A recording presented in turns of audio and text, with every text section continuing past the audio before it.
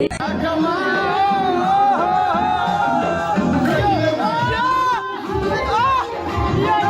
guys, मैं हूँ पायल देव and I did because this is my first collaboration with the Bhojpuri superstar and lollipop fame Pawan Singh. Lollipop 2 का planning 3 महीना पहले से ही हो गया है। मैं ही समय नहीं दे पा रहा हूँ।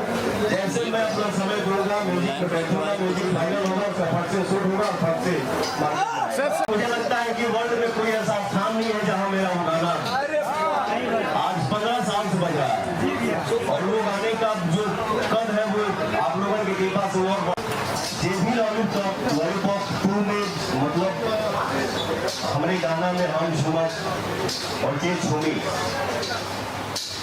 वो एक बड़ा ही नाम होगा आप लोगों के आशीर्वाद से।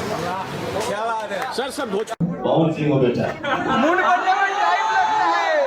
मूड बनने में थोड़ा टाइम लगता है।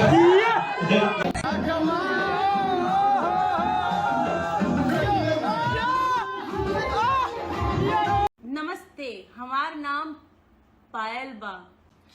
तू लगा बेलू जब लिपस्टिक हिले लाया डिस्ट्रिक्ट जिला टॉप लागेलू, जिला टॉप लागेलू।